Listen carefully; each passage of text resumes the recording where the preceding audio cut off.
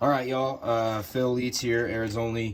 Just wanted to make a video to be a little bit more specific and in detail about sexing ornate Uromastyx.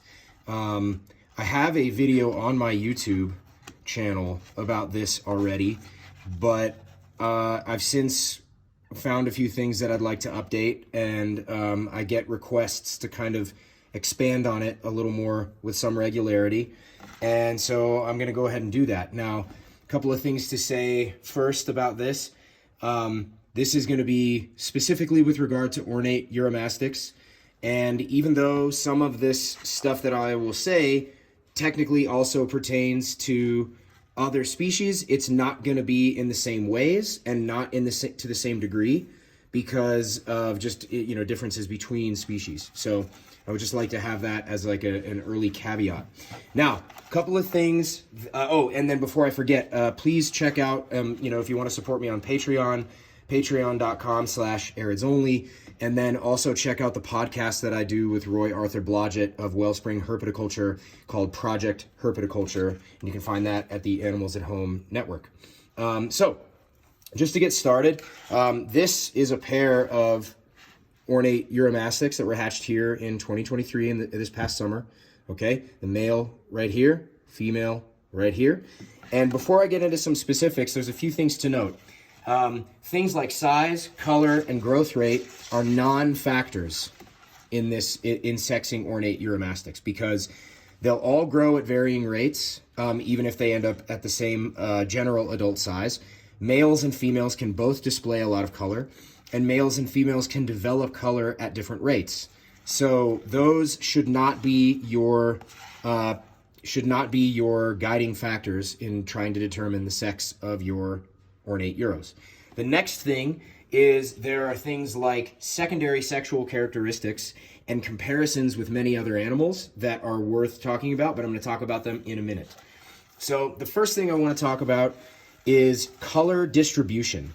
So as I said, both males and females can become very colorful and can display color in varying ways. Now, females, even when they get a lot of color and even when they have like almost male looking color, very rarely develop color in a few areas. They very rarely develop color on the hind legs and tail, at least not at a young age. And they very rarely develop color on the chest and chin at a young age. But they do commonly develop color here on the cheeks, and they can commonly develop color on the nape and on the head. But males will develop color in lots of different places early on. They'll get it on the hind legs and tail.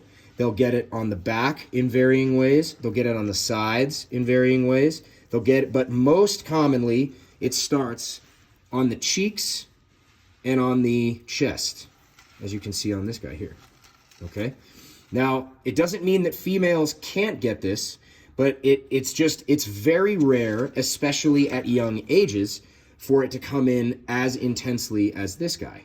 Okay, so that's a worthy comparison here. You can see, even just sort of a brief glance, you can see a lot less color on her and a lot more color on him. But very colorful females can develop a lot of color as well. The next thing you're usually going to look for is the presence of hemipenal bulges, which will appear underneath the tail.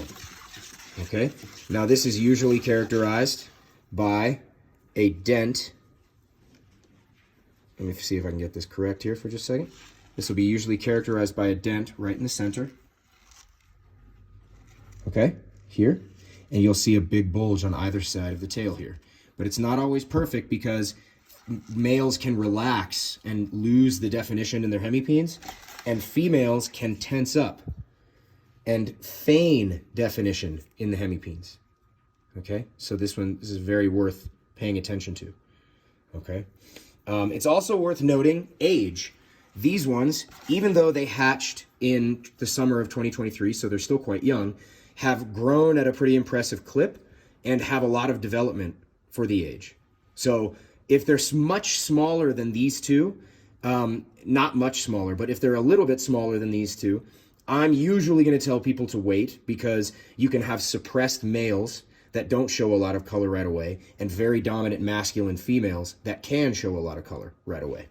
The next thing is we're going to talk about femoral pores, which is this row of pores that sit right across the thigh above the vent, right there, the little dots that run across the hind legs and the hips. Now, on males, these can be anything from what you see here on this boy, sorry, he's not very cooperative at the moment, what you see here on this boy, all the way to going all the way across to the ends of the thighs. And if you look, they can also kind of become like a comb where the waxy deposits are kind of combing out from the body, okay? This is usually indicative of males, does not always happen, but is usually indicative of males. And most of the time, not all the time, females have much less. So as you can see here, this female has much less in terms of femoral pore definition. However, there are females that can display a great deal of pore development, and they can come out in combs, almost in a comb shape, just like males. However, it is very rare for females to have pores that go all the way up the thigh to the knee here. So what you see in the development here on those pores closest to the vent, it's very rare in females to see that go all the way out to the knee. It's more like this. This is a much more typical female expression. Okay? Then I'd like to talk about secondary sexual characteristics. Now, secondary sexual characteristics are things like head shape, neck width, neck shape, hip width, things like this. All of those are, in my mind, non-factors when you're comparing immature, sexually immature animals. It doesn't mean that they are useless in determining the sex, but they should be the very last thing that you look at when you're trying to determine the sex of a Uromastyx. And that's of any species and of any age, because you have lots of different animals that show varying degrees of variance in those secondary sexual characteristics. I've seen females with very wide, beefy male heads. I've seen males with very thin, narrow, female-looking heads. I've seen so much variation in the way of body length, stout compared to long-lengthed body. I mean, the whole kit and caboodle. I've seen so much variety here that I don't find it to be reliable in any way. Now, the only exception to that is when you have many, many, many animals to compare with. Now, the reason I bring that up is because you can also be more confident in your sexing methods when you have many animals to make comparisons with. If you have just 2 animals, it's a very small sample size, and you may have 2 animals that look very, very similar, but wouldn't be very easily sexable if you didn't have many animals to compare them against.